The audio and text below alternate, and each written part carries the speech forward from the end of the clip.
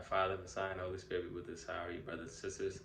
This video isn't going to be me talking per se, but I'm going to link the videos when I find them, Father willing, of all the videos that I watch, so that you guys can watch the videos yourselves. It'll just be some clips of the videos and just some very informative information, about how the foods that we eat can, conquer cancer, and just taking care of ourselves can just fight off any disease. It's just all about taking care of yourself. I love you, brothers and sisters. I just make a little end video. Let you guys know that, I pray that the information that you got as well. Up with a top 10 list of recommendations, and here they are. Be as lean as possible, but maintain a healthy body weight. Be as physically active as you can, and make physical activity part of your everyday life. Cut back on eating foods that contain a lot of calories, especially those that are high in fat and sugar. Reduce your intake of red meat and avoid eating processed meats, so things like lunch meats and sausage and things. Limit your consumption of alcohol. Reduce your intake of salt and avoid eating moldy breads and grains. Get your nutrients from nutritious foods first and use nutritional supplements only when needed and with some professional guidance. Breastfeed your babies. And if you're a cancer survivor, follow the same guidelines as for cancer prevention. And number 10 is eat a plant-based diet. If you'd like to learn more, a link to this report. Spoke with a local man who claims that food worked for him over chemo to fight his cancer. One of the contestants on June's American Ninja Warrior competition hails from right here in Lee's Summit. Running against time and impossible obstacles, 43-year-old Eric Hewing works out in the most unusual way. Who comes up with this stuff? Right? I'm 43 going on 22. Especially amazing when you learn Eric faced a dire diagnosis 5 years ago while working as a pilot for SkyWest Airlines. A mole he had removed from his stomach came back as cancerous. So I went from never going to any doctors, hospitals, clean bill health, to having stage 3B melanoma. When more tumors were found, the doctor suggested chemo. With that chemotherapy, I had about a 40% chance to live 5 years. So Eric read and read, questioned everything, and found a study from the National Institute of Health on his prescribed form of chemo. It didn't increase your chances of surviving by 1%. So Eric kept digging and finally decided to forego the conventional treatment method and try a more holistic approach, using food as medicine. I went guns a-blazing into Gerson therapy. Gerson therapy is unproven and extremely controversial within the medical field. The treatment shifts the focus from destroying cancer cells to nurturing the healthy cells. Eric even flew out to San Diego to take a class on it. It's eating whole plant-based foods and juicing 13 times a day for 2 years. It's a full-time, demanding commitment developed by Dr. Max Gerson in the 30s. Just supposed to be for public to understand that it's a simple message that about 2/3 of the food that you eat on a daily basis should actually come from plant origin. Now, I'm going to talk a little bit later about what plant origin means. But for now, I think it's important for you to understand that this is a very healthy dietary pattern when you combine fruits, vegetables, protein sources, dairy, grains, and oils. But I'm going to go into each of these and discuss some of the nuances of what is healthy and unhealthy within these food groups. Basically has a lot of nutrients. It's packed with nutrients and in what is called phytochemicals, which help to repair some of the DNA which is damaged, which causes cancer actually. And it is not very high in calories. So if you look at the picture on the left and the right, you can see that unhealthier foods, they're packed in calories, but not they're not very nutritive. And you can see how little the food is in volume. A few chips or maybe a few French fries, mayo, all of this is typically not very rich in nutrition, but very dense in calories. And for the same amount of calories, you can eat a lot more healthier food. Okay, so plant-based diets, basically the more foods that you eat that come from plants and both fruits and vegetables are basically nutrient dense, and that's really what I want to drive home. And whether it's for obesity, cancer, diabetes, any of these, a plant-based diet is the only way to go. Okay, so now I'm actually going a little bit into each of the food groups. Carbohydrates, can somebody tell me what carbohydrates are? The unhealthy. Starches. And do you think starches are given a bad name? Yeah. A starch is good or a starch is bad? And this is kind of what I want to talk a little bit more about, because you can have the healthy and the unhealthy starches. You have the healthy and the unhealthy carbohydrates. And fruits and vegetables are actually part of the healthy carbohydrates. Okay, so in general, a rule of thumb, about 3 to 5 servings of vegetables should be consumed every day. And even after so much effort has been made, public health nutritionists are trying to promote fruits and vegetables. Regardless of socioeconomic status, most adults and children are unable to achieve the recommended amounts of fruits and vegetables. And we're trying to understand what those reasons are.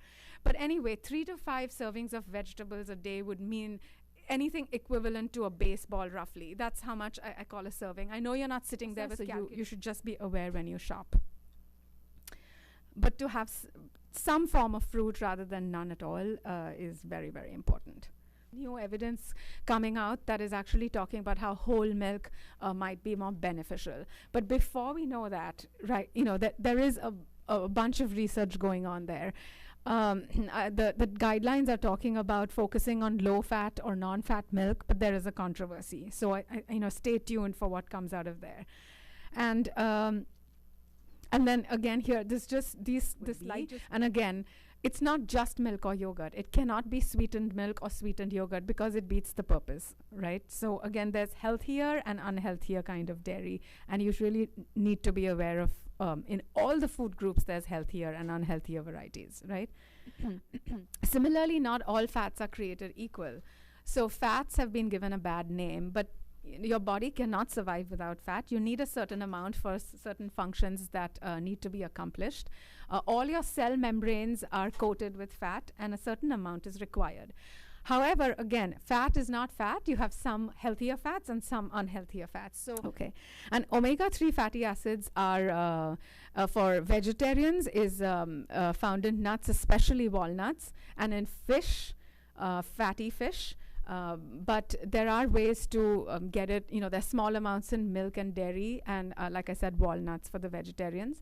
And also your body is capable of making some from raw materials that it receives from some of the foods. You get like a couple apples and a few strawberries. I'm not even sure if $3 will get you that much. Okay, maybe you need $4 or something to get that. But look at the picture below. In the same $3, you could probably get 1,800 calories by eating junk. Now, for people who really on food stamps or who are food insecure or do not have access to the same access to foods as higher socioeconomic status, if they're not sure when and where their next meal would come from, if I was that person, what do you think I would buy? Would I spend $3 on 300 calories or $3 on 1,800 calories? It really makes sense to buy 1,800 calories, regardless of where they're coming from. And here is where I think that our system is flawed. This goes a little bit out of nutrition and talks more about food law and food policy, where we need to fix the system because about 17 million Americans who are documented and food insecure who have this problem of not being able to access, and not because we don't have enough food, just because of the distribution system. Okay, so it is much more expensive to eat healthy, and it is a trade-off. And I'm not sure how to fix that problem. I don't have the answers right now, but I'm just trying to show you. Food without talking about physical activity. And the IT world has shaped physical activity or / the lack of physical activity in a way that we cannot even keep up with. So I just want to, I think you could use your clickers right now, okay? How physically active are you? I'm going to ask you 3 or 4 questions, but before you use your clickers, I also want you to record your own answers, because over here you'll just see what the audience has answered. And please be honest, because we don't know who you are when you click. But I also want you to keep track of your own answers, because I'm going to ask you to add up your score, okay, for your own self. So keep a track of your answer and click your answer right up. So the first question is how physically active are you? Whether you go to a job or take care of. Sure, I jog 3 times a week, 3 miles. You jog 3 miles a week. Excellent. Yes? Yeah? I quit driving. You quit driving. Great. Okay. And actually, that's a great point, because there is association between suburban living and increased weight gain when people move from the city to suburbs. And it just really goes to show that even small steps and any small level of activity that you can do can actually really add up. All counts and it adds up. So I also want to say that sitting time is a separate and independent risk factor for cancer, because if you go to the gym for 1 hour, but for the rest of the 23 hours, let's say, you're either sleeping or nobody sleeps for 23 hours, but either sleeping or sitting at your computer or your desk, then it's not, so physical activity is separate from sitting time because of this distribution. You can't say I'm physically active if you just go to the gym or walk once a day for 1 hour, because what's happening in the rest of the 23 hours? So like I said, it's an independent risk factor for all chronic diseases. To make sure that we're making the right choices, right? I come back to the ultra-processed foods. What is ultra-processed foods? Things that shouldn't even be called foods. This is an example. You have the whole food. I mean, the first one is an apple, the second one is an apple, and the third one is an apple. Kind of. Most people will say, oh, it has an apple, it's an apple, right? So and if I could have, maybe I could have another kind of apple, which is very clarified, no fiber, high sugar apple juice. And the next one could be an apple gummy bear, those fruit snacks. All these are apples, right? So again, when I say eat foods that come from plant origin, you have to be careful, because everything is from plant.